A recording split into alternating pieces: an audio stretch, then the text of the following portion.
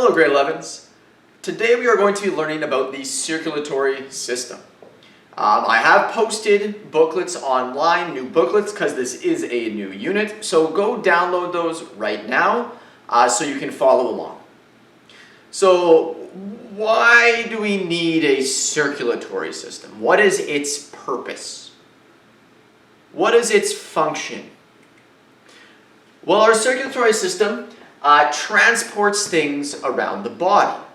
Now, in the context of respiration, we know that we need the circulatory system for internal and external respiration, right? To transport those respiratory gases from the lungs to the cells and from the cells to the lungs.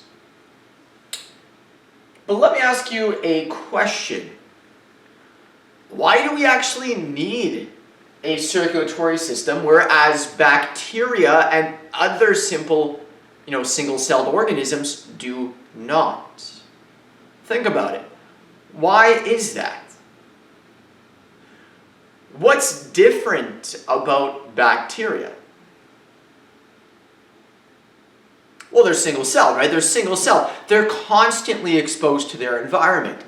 If you look at cells deep down within our bodies, do they have access to the external environment? No, of course they don't, right? No, they don't. So, the answer is because a complex organism, such as a human, has many cells that are very far away from the outside environment where nutrients would come from.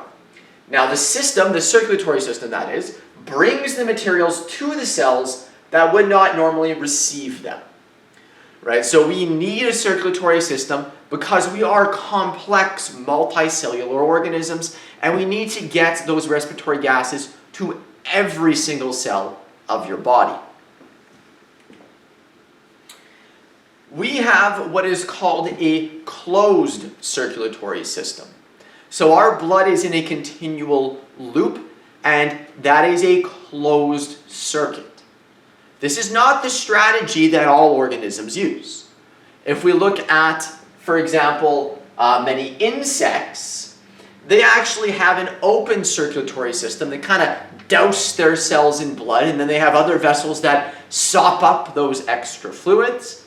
And some of them, instead of having two circuits, a pulmonary and a cardiac like we do, a systemic and pulmonary, they only have a single circuit, a single loop, right? We have two loops. So you run the whole gamut within the animal kingdom. You have very, very simple systems like you find in insects. You have single chamber hearts. You have double chamber hearts. You have all the way up to what we have, 4 chamber hearts. So what are the parts of the circulatory system? Well, there is 3 main parts, and those main parts are our blood vessels, our heart, and our blood. So our blood vessels, we have arteries. What do arteries do? I know you guys have heard the word before, but what do they do? I know there's someone out there that's thinking, oh, they carry oxygenated blood. We're going to learn that's not true all the time. The definition of an artery is something that carries blood away from the heart. But what is special about arteries? Well, they are very thick and elastic. That is extremely important because when that blood comes out of your heart, it's coming out at a very high pressure. So your artery will expand and then it will contract, helping that blood move through your body. So the elasticity and the thickness both contribute to helping that blood flow around your body. The smallest arteries are called arterioles. So just like how we had bronchi that branched into bronchioles, we have arteries, large tubes, right? Large round tubes, and they branch into smaller and smaller arterioles. And importantly, these do not contain valves. We're going to talk about veins in a second. Veins do, but arteries do not need them. the blood pressure through arteries remains very high. So blood is going to flow in one direction through arteries pretty much no matter what. So they do not contain valves. They don't need them. And again, the function of an artery is to transport blood away from the heart. Again, it's not to carry oxygenated blood. The majority of arteries do carry oxygenated blood, but there's one that does not. So their function is to carry blood away from the heart. Next we have veins. Veins are thinner walled and they are only slightly elastic. They are dealing with much, much lower blood pressures. And we're going to talk about why in a second, but they, as a result, don't really need to have those very thick walls because they're not dealing with high pressures. They are the same as arteries in that they have small venules that will join together to form larger veins. And they do contain valves. Now, this is important. Why do you think they contain valves? Right, if I were to look inside one of your veins, right, here's your vein. They have these valves, these little flaps here, and blood would normally flow this way. But why do we have these valves? Well, during your heart's relaxation phase, where blood pressure is the lowest in your entire body, due to gravity, you might get blood wanting to flow back down. And what's going to happen? Right? These are like locks, like we have it like Lockport, right? What's going to happen? Well, as that fluid wants to push this way, these valves are going to snap shut as a result and prevent backflow. So instead of that blood backflowing, these valves will snap shut and prevent that from happening. Again, the blood pressure is very low, so we need those to prevent backflow.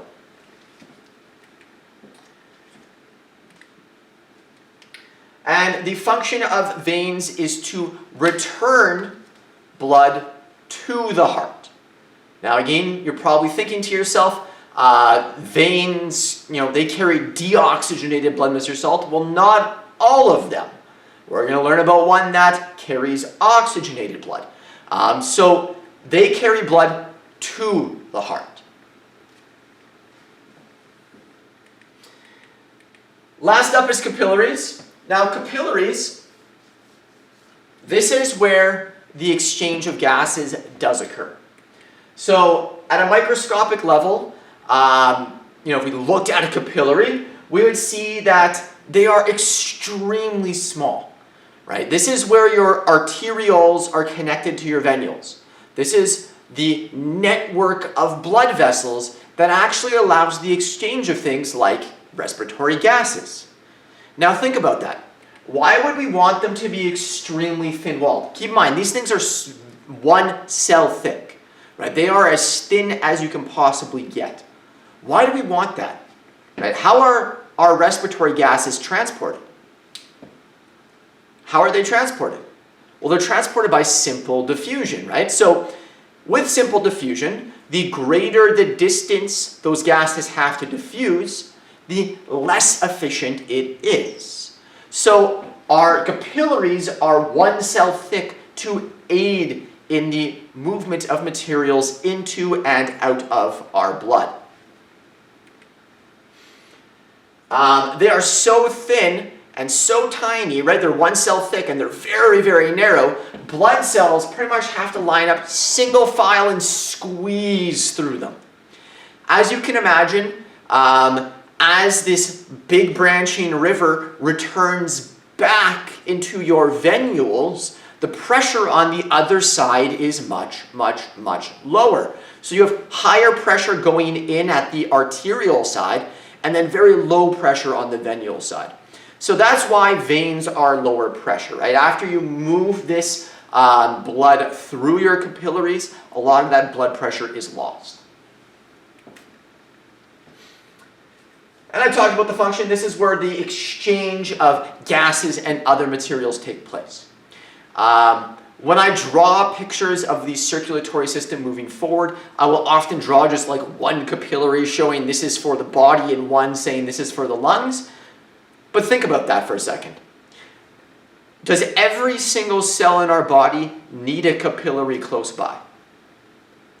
Yes.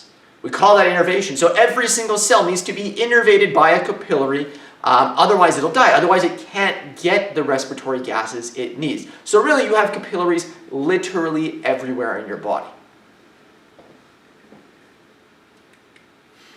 Alright, so here's a good illustration where you have the arteriole, where the blood is branching into a capillary, and then it's going to flow into a venule, and then venules will flow into larger and larger veins. Okay, so those are blood vessels. So now let's talk about the heart. Our heart is really just a complex pump. That's all it is. And it's divided into two different loops. But first, let's explore the anatomy of the heart. You should remember this a little bit. I think it's grade 8. I can't remember when you guys learned about the heart. But we're going to learn the grade 8 anatomy first. And then we're going to break that down into a little bit more detail than you probably learned. So our heart is 4 chambers. And we're going to learn the function of these 4 chambers in a moment. It is made of cardiac muscle. This is a very special type of muscle. I bet you've wondered at some point in your life, why is it that my heart can beat 24 hours a day? It's a muscle, yet if I tried to run a 24-hour marathon, my muscles would be destroyed for a week. How is it that your heart can literally beat your entire life? Well, it's very specialized. Cardiac muscle contains the most mitochondria out of any muscle in your body, right? So it's loaded with mitochondria to very efficiently use energy, and it's very, very specialized to reduce, obviously, fatigue. It can't get fatigued, otherwise you would die. Now, it is covered by a pericardium, and this is just a sac that helps to protect it. So it's a very tough membranous sac that protects your heart. It's filled with a fluid, and that fluid lubricates the surrounding area, so it makes so your heart has very little friction operating within the environment of your body. This is what I'm talking about here, the pericardium. It's a very thin layer, and this layer, again, helps to protect your heart against stresses and damage, and helps to lubricate it as it works. Now we talked about the function of the heart. Again, it's just a fancy pump. It moves blood around your body. That's really all it does. So let's see how much you remember of your grade 8 anatomy. I recommend you have a blank one of these, I believe, in your booklets. I recommend you fill it out as we go along. If you look up here, what is this blood vessel, and what is this blood vessel down here? What are those blood vessels? Well, that is your superior and inferior vena cava. We use those words quite often, superior, inferior, when talking about our human anatomy. Superior means closer to the head, inferior, closer to the feet. Now, the inferior and superior vena cava are carrying the deoxygenated blood from your body to your heart. And it's going to fill, what's this chamber called? The right atrium with deoxygenated blood. That deoxygenated blood is then going to move into your, what's this valve called? That is your tricuspid valve, into your right ventricle. It's then going to pass from your right ventricle into your, carries blood away, pulmonary artery, and that's going through your pulmonary valve. Now that deoxygenated blood is going to go to your lungs, and then it's going to return to your heart via the pulmonary veins. And then this oxygenated blood coming back to your heart is going to go into your left atrium. And from your left atrium, it's going to move through your bicuspid valve, aka your mitral valve, and into your left ventricle, where it is then going to move through your aortic valve and into the very large artery coming off of your heart, known as the aorta. Alright, and then the blood from your aorta is going to go to your body. Right? It's going to go to all of the cells of your body. So those are the important terms you need to know. We will be having a small quiz on this anatomy.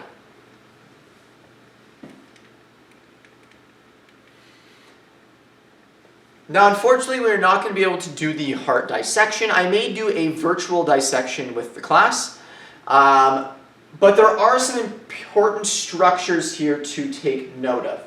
Now, the tip of the heart is called the apex. And as we discussed in the respiratory system, it points to the left, right? And that's why you have the cardiac notch, and that's why your left lung is slightly smaller than your right.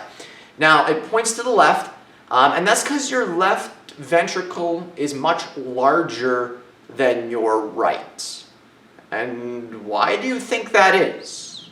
Keep that question in the back of your mind. Why is that left ventricle so much thicker than your right? Now, also your heart needs blood, obviously, right? Your muscle cells need oxygen supply. So you do have blood vessels that run off of your aorta that supply your heart with blood. Those are your coronary arteries. Here's probably the grade 8 version you guys drew. Again, I want you to know the important anatomy. I will be asking you to trace the path of blood from, it doesn't really matter where you start and stop. Why? It's a closed loop, right? It's a closed loop, so it doesn't really matter where you start and stop. So let's say starting at the left, starting at the right atrium and tracing back to the right atrium. You should be able to follow the path of blood. So let's do that right now. Let's follow the path of blood. So deoxygenated blood from the body enters the right atrium via the inferior and superior vena cava.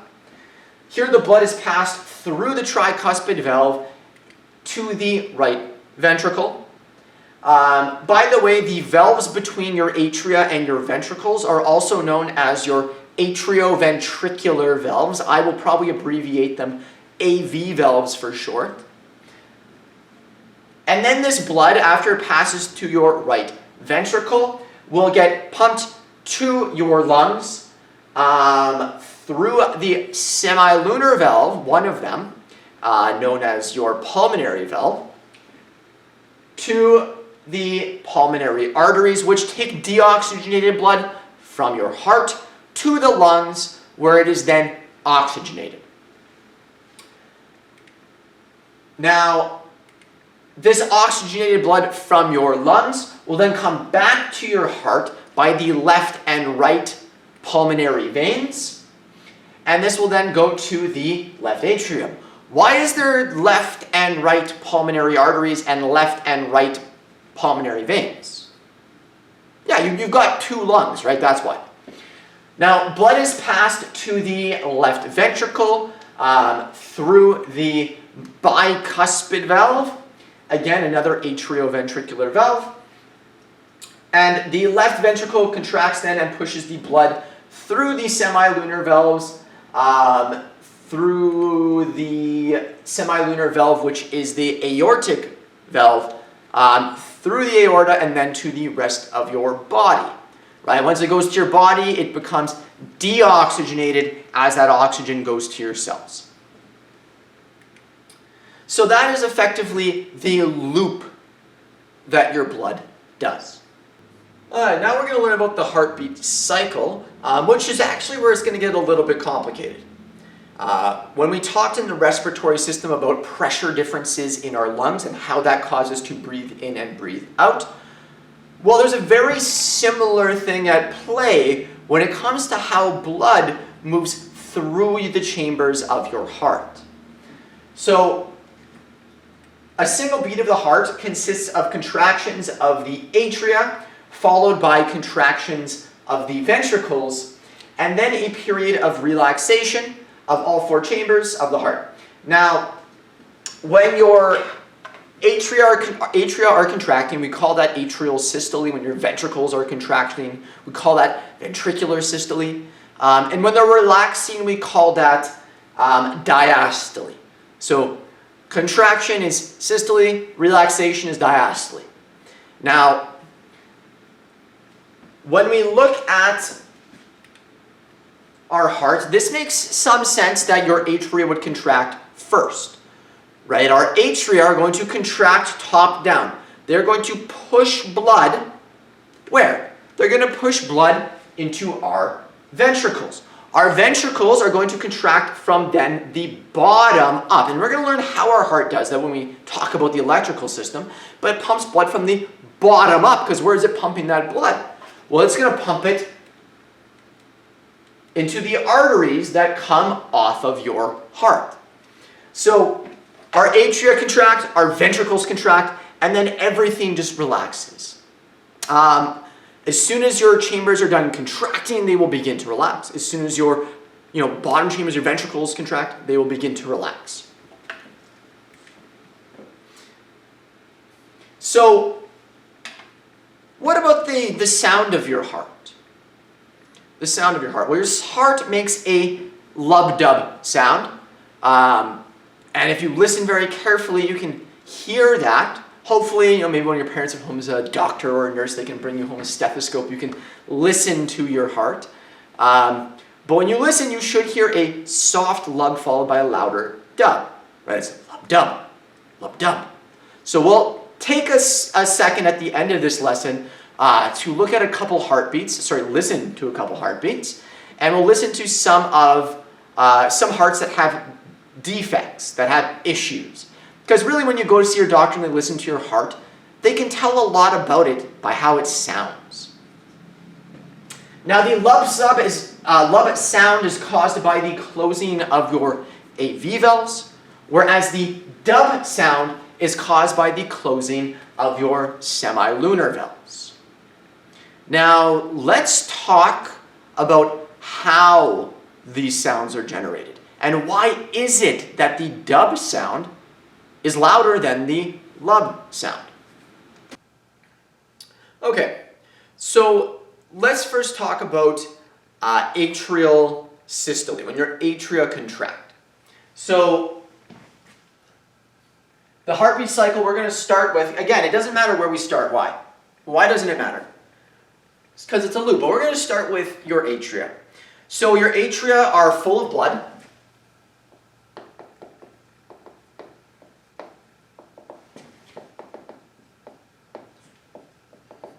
And they're filling with blood from your inferior superior vena cava as well as your pulmonary artery.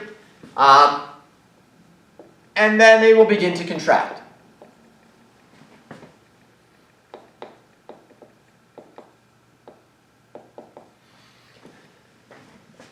Now, what's this going to do? Well, when you squeeze a liquid, it's going to increase its pressure, right? So it's contracting, and this is going to push the blood into your ventricles. So atria are full of blood and then begin to contract. This causes high pressure, and remember, pressure goes from high to low. Therefore, the blood moves to the low pressure ventricles.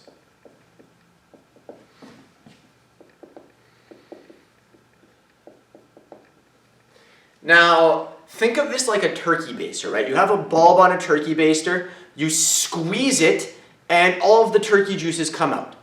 Now, let's say you want to suck up liquid. What are you going to do? Well, you're going to take that turkey baster, the squeezed bulb, you're going to stick it in the liquid, and you're going to release the bulb, right? And when that bulb relaxes, it draws in fluid. Now think about that. Do we want that happening in our heart? No, obviously not. We don't want backflow. That would be a huge issue. What stops backflow? What stops it? It's your valves, right? Your valves stop backflow. So this then, as the atria relax, this causes low pressure,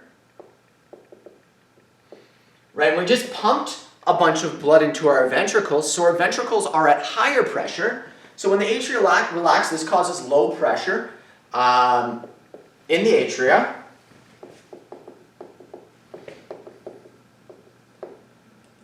And there is higher pressure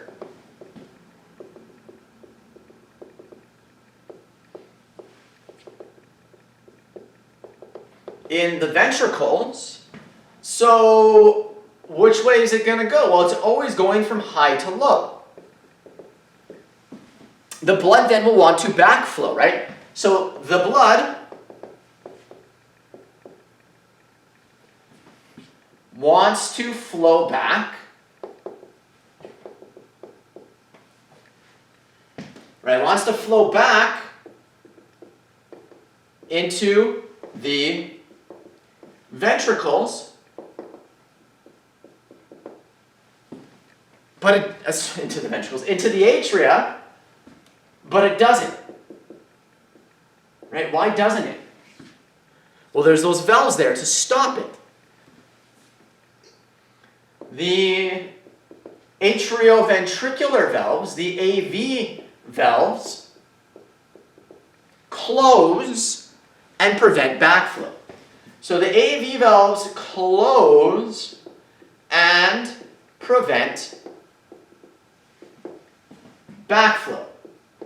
Now, when these valves close, this is the lub sound you're hearing, right? Your atria contract, then they begin to relax. There's very low pressure. Blood wants to rush back into them. And what's going to happen?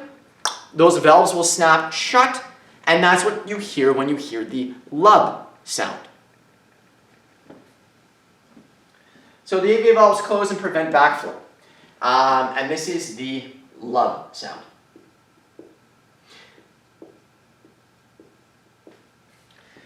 Now, when your ventricles begin contracting, and by the way, I'm kind of not doing this fully in sequence because really at the same time as your atria are relaxing, your ventricles will also start to contract, right? And that's going to increase pressure in your ventricles. Thus, your valves will snap shut very quickly. So let's now explore your ventricles. So your ventricles now begin to contract.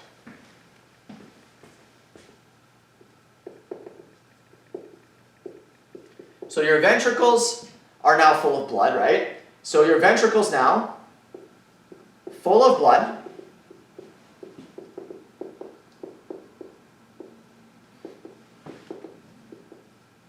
begin to contract.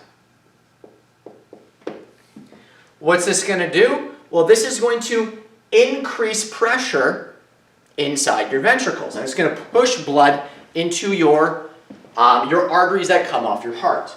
So this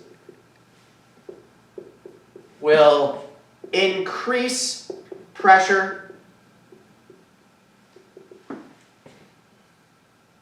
And again, this increase in pressure aids in the closing of your AV valves. So this will increase pressure and therefore push the blood into the arteries. Right, it's going to push blood through your valves into your pulmonary artery and your aorta. Now, why is it that your left and right ventricle are so much bigger than your atria? There's another question for you. Why is it that they're so much thicker walled than your atria? Think about it. Where do your atria pump blood to? Right? Just your ventricles, whereas your ventricles have to pump blood to your lungs and your entire body. The walls of them are much thicker than the walls of your atria. So they actually generate a lot more force and a lot more pressure as a result. So your ventricles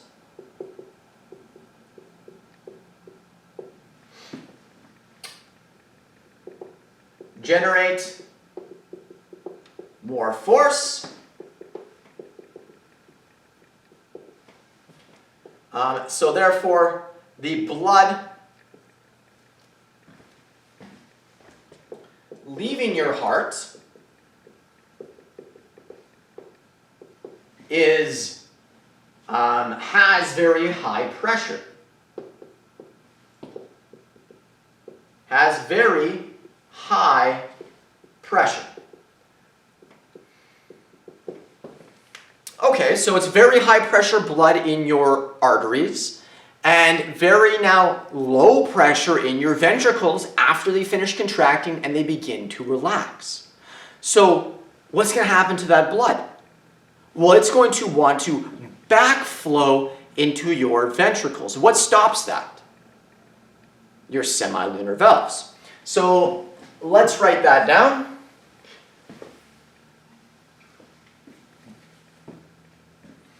So your ventricles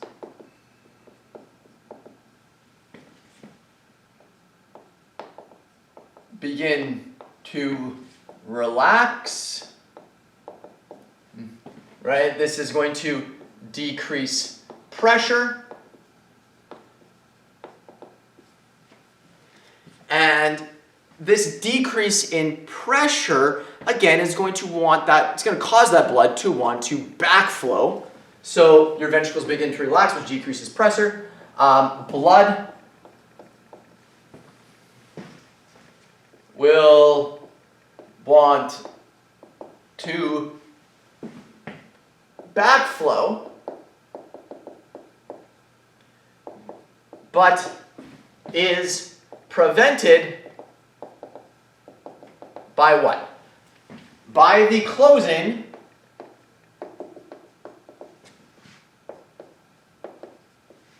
of the semilunar valves.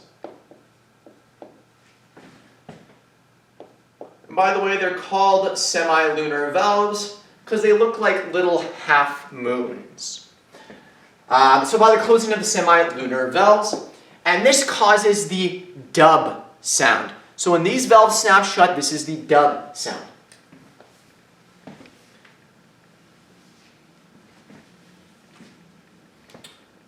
Right, this causes the dub sound.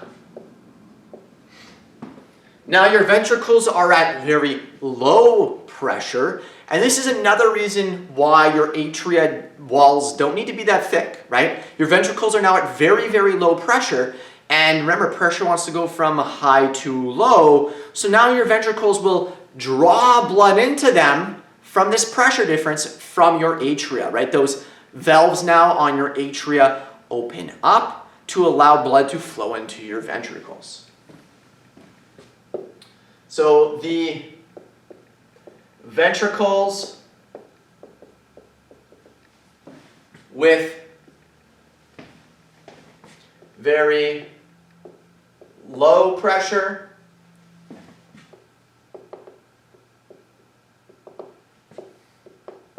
will begin filling from the atria.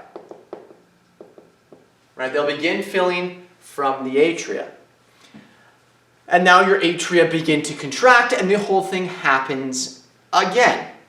Now, why is the lub sound so much softer than the dub sound? Well, for that one, the answer is pretty obvious if you've been following along. Right? Why is the walls of your ventricles so much thicker than your atria? Right? Why are the walls of your ventricles so much thicker than your atria? Well, it's because they have to pump blood to your whole body and to your lungs. So, as a result, the blood coming out of them is going to be at a very, very high pressure. So that pressure difference between your arteries and your ventricle is very high.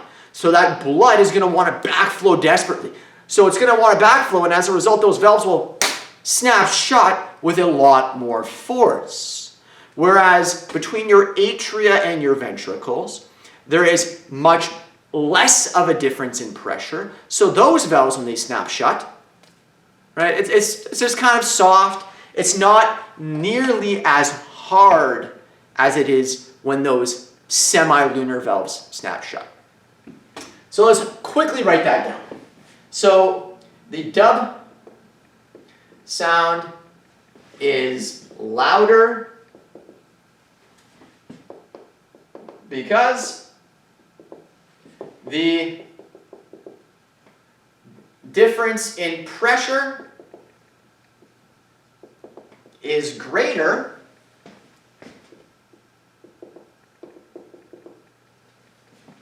between ventricle and artery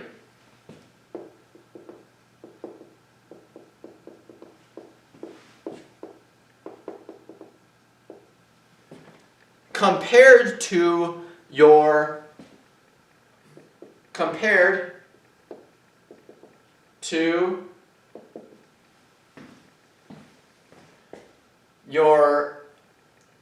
atria and ventricle. Therefore, snaps shut harder.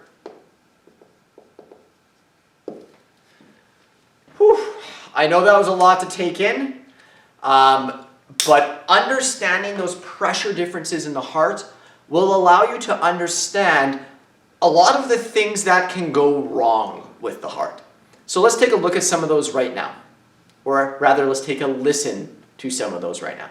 Okay, so now let's listen to a couple heart sounds to see how we can tell when things have gone wrong.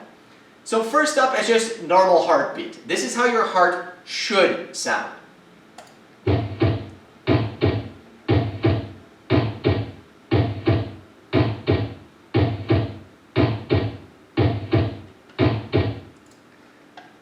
And if you cannot hear that clearly on the video, this link to these heart sounds is in the PowerPoint I linked on my website. Check it out for yourself.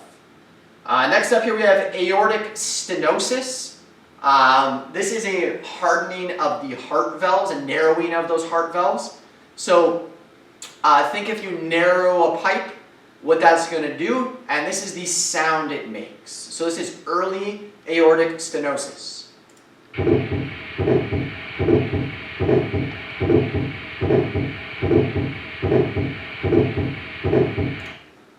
This is what late stenosis will sound like, and this is a very serious condition.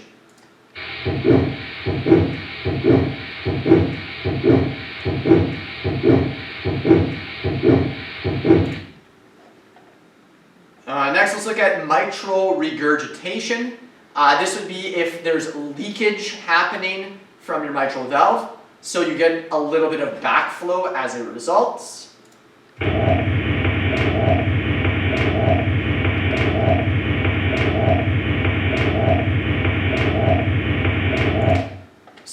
muddy, but you get the idea. So there's a whole bunch of them in here. Oh, another one that I did not talk about that is kind of important is the septal defect. Now, since we're not doing the heart dissection, that word is probably going to be new to most of you. The septum is the wall that separates the two heart chambers, your atria and your ventricle. So if you have an atrial septal defect, that means you pretty much got a hole between your two atria. So let's see what that sounds like quickly.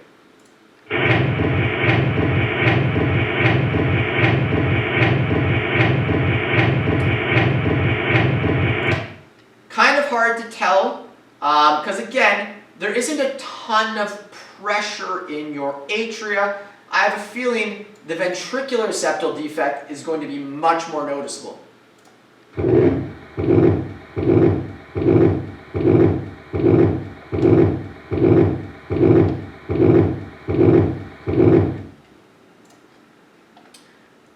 So I recommend you do listen to the rest of these, but in the sake of time, I am going to end it here. Have a wonderful day, everyone.